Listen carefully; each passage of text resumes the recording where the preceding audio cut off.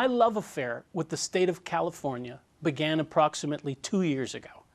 Until then, I've never even been to the West Coast. A native Torontonian, I've traveled to Florida, Israel, and a few other destinations, but never to California. For me, the journey started more than 5 years ago, after I started an online talk show called Mensch Life. JLTV called me out of the blue and said they wanted to air my show on their network. What an exciting opportunity. Eventually, I built a small TV studio in Toronto where I produced Mensch Life for several years, as well as a second show for JLTV called Wehrhafta TV. And here I am, 5 years later, with fortunate enough to be enjoying the better part of this year's winter under California skies, while my friends and most of my family are freezing their kishkas off in one of the coldest Toronto winters on record. In some ways, California reminds me of Israel, especially LA. The weather is excellent, sunshine most days, the landscape is beautiful, rolling hills and valleys everywhere, and the lovely Pacific coast stretching approximately 800 miles north of San Francisco down to San Diego. With one of the highest per capita Jewish population as compared with other US cities, it seems to me that people are very accepting of Jews in LA, but perhaps they're more accepting of all people in colors. It may just be the easygoing LA lifestyle. In addition to producing talk shows for JLTV, I've been arranging residential and commercial mortgages in the province of Ontario, Canada for the last 10 years, where I'm a licensed mortgage agent. Somehow, I managed to convince my very good friends at JLTV to give me the opportunity to produce this show, Adventures in Real Estate, for their network. And therein lays the purpose of my trip, to find the best mortgage and real estate investment opportunities for you. What I really like about mortgages, as an investor, you have less risk than the actual property owner. You can earn above average rates of return, and provided there's sufficient equity in the property, your investment is safe even if there's a small dip in the property value. Though traditionally most people turn to stocks and bonds to invest their retirement savings, my reservation with the stock market: how do you know what a stock is really worth? With real estate, anyone can get a sense of a property's value just by looking at the asset and asking a couple of basic questions. What are similar properties in the neighborhood selling for? What are market rents? While in LA, I met with a number of industry experts, including mortgage brokers, realtors, property developers, and others, and a few people stood out. Charles Hereford, who you'll meet today, is a realtor with over 20 years experience helping people buy and sell real estate in Southern California. Charles developed a unique system for acquiring distressed real estate. He acquires second mortgages, also known as trust deeds, for a fraction of their face value on properties where the senior trust deed holder, or first mortgagee, is about to foreclose on the property. He brings the first mortgage current and then starts his own foreclosure. Charles has made healthy profits acquiring distressed real estate in Southern California. In addition, when we met, Charles and I formed a special connection. Watch the interview coming up in just a minute to find out why. In my spare time while in LA, I frequented some of the many open mics in the city that the city has to offer.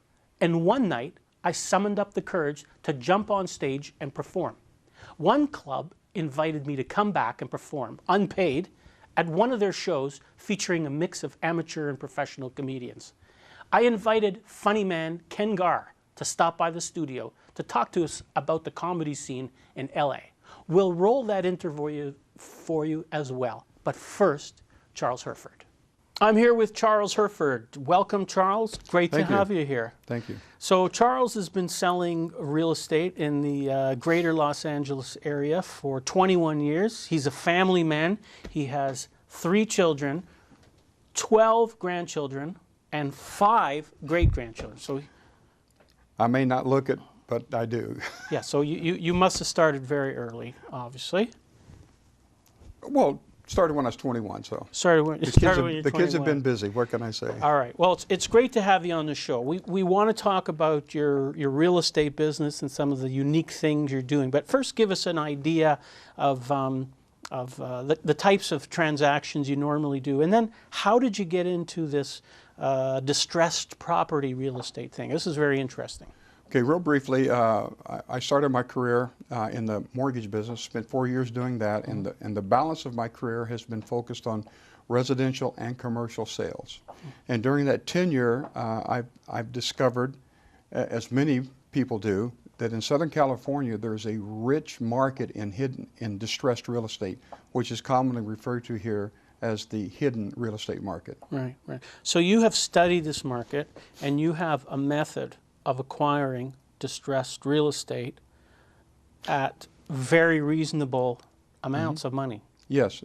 Typically, if you want to buy a foreclosure property, when it goes to public auction, you have to show up on the courthouse steps, and there's a bidding process that takes place, and typically what you're bidding on is the full amount that's owed the lender. The process that I've developed, well, actually I didn't develop this, it's just something that I came into contact with some time ago and have developed a process of my own where we acquired a junior trust deed on a distressed real estate property, and it puts us in control of the foreclosure process and opens the door to huge profits in this hidden real estate market. Okay, so just to be clear for our viewers, a second trust deed is essentially a second mortgage. So in a case where the person is in arrears on their first mortgage, the first mortgagee or first trust deed holder is taking steps to foreclose. And the second mortgagee or trust deed holder runs the risk of having their position wiped out completely, so you're able to come in at the 11th hour, basically, and make a deal to acquire this trust deed for sometimes 10 cents on the dollar. 10 cents on the dollar, And yes. why would they be prepared to let it go? Typically, you have people who invest in second trust deeds that are retired individuals, and they don't have a lot of financial security where they can come in and cure a large trust deed. So if they don't do it, they end up getting wiped out if the bank takes the property back. So they may be a ma and pa shop. They don't have the resources to keep the first mortgage current. And the other current. scenario is that an institutional lender that lends on junior trust deeds typically don't want the headache, and for them it's just a simple write-off. They'll just let the property go because they don't want to take a large amount of money, like in this case we're going to talk about shortly, over $500,000 to cure the first trust deed. Right. They just won't do it. They'll just let it get wiped off. So we approach these either a mom and pop organization or a lending institution and offer them 10 cents on the dollar for their mortgage, and in most cases they'll take it. Right, which is pretty amazing. So we're going to actually bring up the numbers. There's a few steps as to how this works. So we've laid it out for our viewers. So this was a case that you worked on where the property value was $2.3 million. The first mortgage total amount owing was $1.075 million. That's a combination of $541,000 first mortgage plus arrears. There was $534,000 in arrears, and there's a second mortgage of $1 million. So in this case, the second mortgage holder or second would have had to come up with $534,000 to avoid the foreclosure. Correct. So now we move to step two. Step two, you've gone in to talk to the second trust deed holder, second mortgagee, and you have made a deal to acquire that mortgage for $100,000. Next, you have to come up with $534,000 to pay off the first mortgage arrears, and you have the legal right to do that to stop the foreclosure of the first mortgagee. Then, step B of step two, let's say, is you have to keep the first mortgage current while you begin your own foreclosure. That costs approximately $4,000 a month for 6 months, plus hazard insurance, trustees' fees, attorney's fees, miscellaneous, and then $175,000 to rehab the property. Total expenses $871,000. I could see how not everyone has $871,000. But let's look at the opportunity. Step 3, once you've gotten to the foreclosure, assuming you then take if it doesn't sell at the foreclosure. If it does sell, you also get your money. But we put the numbers together for a case that sells. If it doesn't sell, we should mention that. Well, first of all, we've required a second trust deed of $1 million for $100,000. Okay. Right. So when we foreclose to get our money back that we spent curing the first default, which by California foreclosure law, we have the right of redemption, so we have a right to cure that note. If it goes to public auction and someone buys it at the public auction, we will get the $1 million for that second trust deed, which we have only a 10% vested interest in. That's right. So we're going to make a 90% huge profit windfall. on that. So Yeah. there's really a no-lose situation. If you manage to take the property to market, similar situation here in step 3, property value $2.3 million, pay off a first mortgage of $534,000, pay off property taxes of $28,000, selling costs of $184,000, and the proceeds of the sale are $1.554 million. You've put in $871,000. If people remember from step 2, that was your total investment, netting a profit of $683,000, which is huge, and that's in 6 months. Correct. Correct. If people could get a real appreciation for what's available in the hidden real estate market in Southern California, it would startle the average person. Okay, I mean, the profits are incredible. Okay, so there is an opportunity. Well, actually, first, before we get into that, I want to tell people about our first meeting, because you know, we connected on I think on a spiritual level, if you will, at this meeting. You explained these numbers to me, and I said, Charles, there's a lot of profit here. I said, what if instead of foreclosing on these people, what if you made them an offer to, you know, so that they wouldn't be worst case scenario out on the street. You might get your money back sooner if you're able to negotiate something with them, and at least you know you're not putting somebody on the street. What did you think of that? Well, at first I felt a little ashamed that I hadn't thought of it, but I really like the idea, because after I thought about it a few moments, I realized that, you know, over the 21 years, real estate has been really very good to me, and I'm at the stage of my life where I could just retire right now and be very happy. So I decided, you know, these people have gone through a very traumatic time in their life by, you know, the process of losing their home. So I'm willing to give them 50% of whatever my company's net profit turns out to be. Right. Now, when you're talking about someone who's going to get dispossessed with nothing, you know, helping them, providing them with money to move, right, to get started again, it's huge. And then to offer them a percentage of the equity they're losing in their property, I think is a remarkable thing to do. I think we agreed we would want to, you know, rather than just giving them a whole bunch of cash, we would want to do something to help them rehabilitate. Maybe prepay some rent for them in a new place, give them some credit coaching. Would you be in agreement with all that? Oh, of course. Yeah. See, because what happens when we get in order to do this, though, they're going to have, once we have control of the foreclosure process through that junior trust deed, we have to get them, offer them the opportunity to deed the property to us in lieu of foreclosure, so we don't go through that lengthy process, right. Number one. And if they're willing to do that, then I'm willing to give them a percentage of the net profits. Okay. Right. And in that process, what we will do for them to move out, we'll give them moving money, relocation money, whatever they need to get started again. And then when the property is rehabbed, put on the market and sold, that's when they get the balance of whatever that percentage is that we're offering them. Right. So it makes sense from a business standpoint, because you're reducing the time that it takes and the money that it takes to foreclose, and you're helping somebody. There's one additional thing you might want to know. When someone deeds a property to the organization foreclosing, they can't come back later and sue you. If they've Right. deeded in lieu of foreclosure, that's the end of the process. Right. That's it. Right. Well, I mean, and plus, then you're into something that is less combative. Oh, yeah. Right. And they will likely take better care of your house as well. Yeah. Right. Absolutely. Right. So now, Charles has been doing this for some time, and he had the foresight, because there has been a change in some laws with the Securities Exchange Commission about creating private investment funds and advertising these funds, because Charles thought, hey, if this works, why not do it on a larger scale?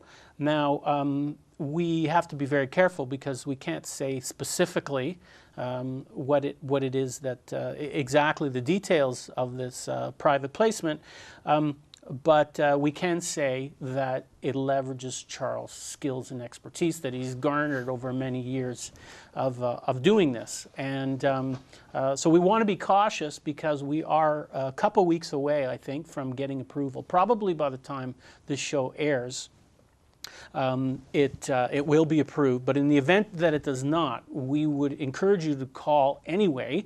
The phone number is 1-888-548-7692.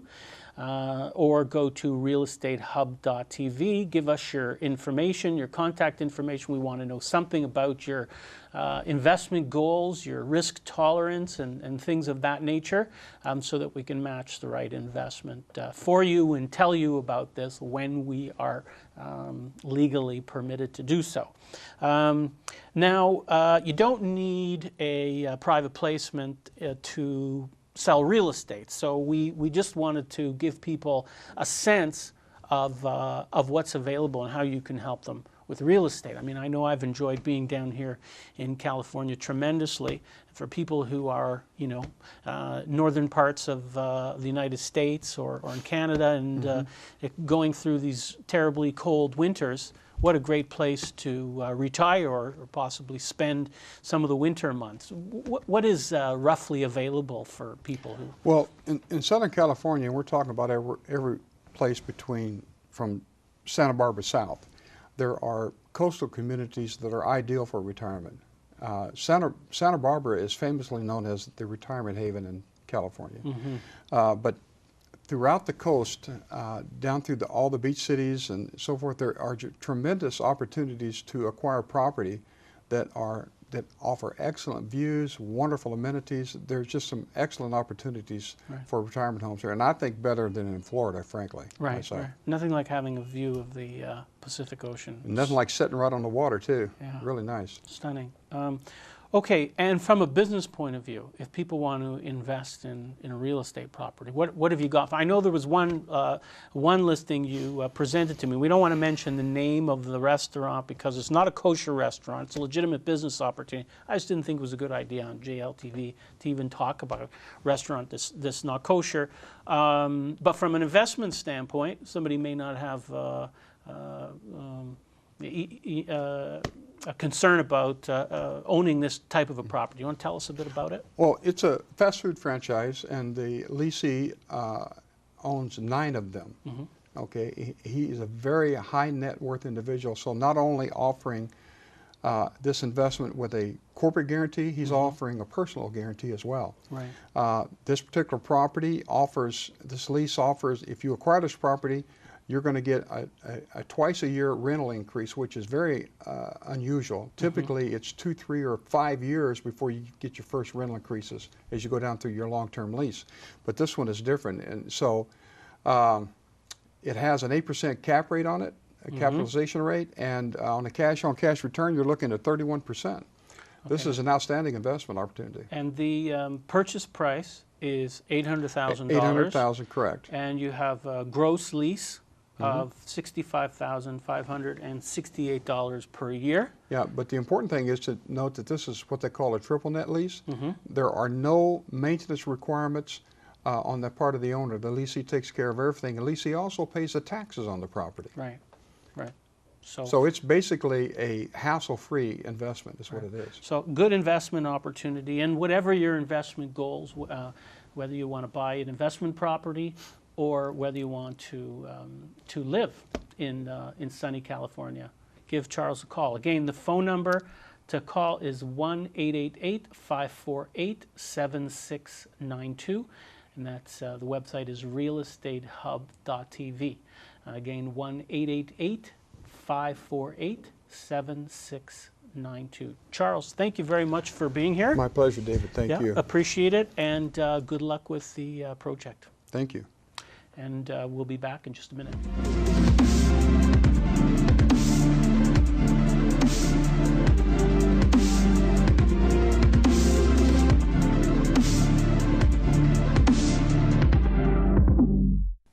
Before I introduce you to Ken Garr, I'm compelled to take a moment to tell you, I am not a licensed real estate agent or a mortgage broker in the state of California. And as such, I'm not legally permitted, nor would it be appropriate for me to offer you mortgage and real estate advice.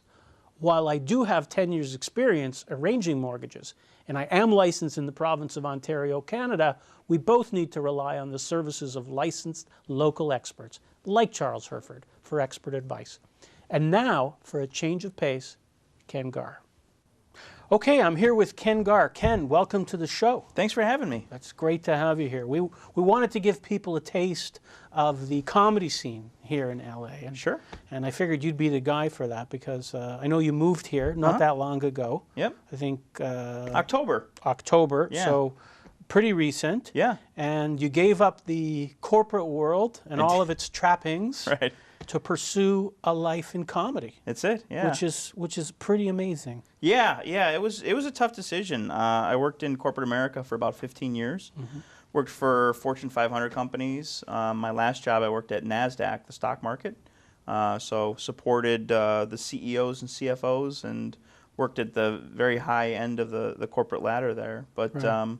I was sitting across the table from the CFO of Buffalo Wild Wings, mm-hmm. and all I kept thinking was, I hope there's an open mic I can work tonight. Right. I was like, I really want to try this new bit out, yeah. and that's when I kind of knew that I had caught this bug and that I wanted to do it. Right.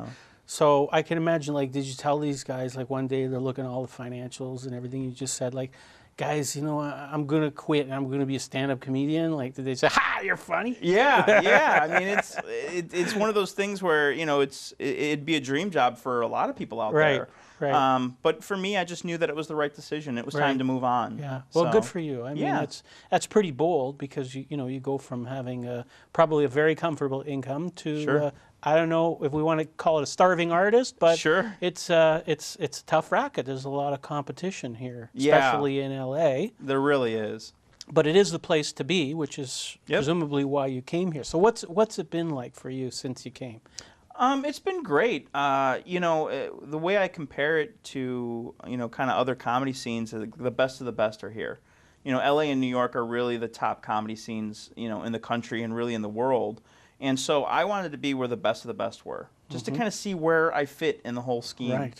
And I'm having a great time. I hang out at all the clubs, at the Comedy Store, at the Improv, at Flappers in Burbank. And, as you walk around and introduce yourself to other comedians, they're all talking about comedy. I mean, that's all everyone ever talks about. And that's, I kind of feel like I finally found my place and where I belong. That's great. Well, I saw you at the Improv. Mm-hmm. And I was quite taken. I mean, there was, it was an open mic, and I thought you were really great. Now, I understand you actually have had some background in comedy. You weren't only, an executive for a company, but you also went to Second City. Yep. You're a graduate from Second. Was that like a long time ago, or just recent? Yeah. Okay. So I started my comedy career really in 2000. So I went to Second City. I started doing improv, did 3 years of training in improv, and then I started doing stand-up kind of on the side. Really fell in love with stand-up, and I've been doing stand-up in Chicago and pretty much in the Midwest for the last 13 years. Oh, okay. So, it's kind of balancing both jobs, a full-time career and doing then stand-up on the weekends. Right. But, I really wanted to kind of see what I could do if I did it full time, how far I could get in this whole world. Right, and, good for you. Oh, it's been great. So now you're a little fish in a big pond. I'm plankton in an ocean. Right. That's what I say. Right. Well, it seemed to me you're doing great. You had some really funny material. Thanks. And I mean, you've been married before. I have, yeah. I understand that didn't work out so well. No, it didn't work. I wasn't very good at it. What was it like for you? Well, I really enjoyed, getting married, but I think that, when you have a dream or you're pursuing a dream and your partner doesn't have that same dream, or that you're kind of evolves into a new dream, it just doesn't work out. But, I just wasn't I wouldn't say I was a bad husband. I just wasn't a great husband. I wasn't good at it. There's too many rules involved. I had a bedtime. Yeah. And right. It's time for bed. Right. Okay. I just always had to ask for permission to do everything, as husbands always do. And I'm like, I'm just going to use the bathroom. I'll be right back. But right. I would get married again. I think, if the time were right, the situation were right. Yeah. Is it different now? You have a girlfriend. I do, yeah. Right. Yeah. Did she tell you when to go to bed? Or? No. I mean, she let you stay up late. The funny thing is that my girlfriend is the daughter of a comedy club owner. Oh, so okay. she's been in the comedy business for 25 years, so she gets it. She knows, what it's like to be a comedian and the sacrifices that you have to make. And sometimes it's about having the right partner too. Absolutely. Right? Absolutely. It's 100% true. Yeah. Now, I understand your grandmother, who is no longer alive, may she rest in peace, was at one time the oldest person in America. That's true. Her name was Grace Clausen. Right. If you look her up on Wikipedia, she was the oldest person in America for 2 years. She died, she was 114 years old. When did she pass away? She passed away, I believe, 2002.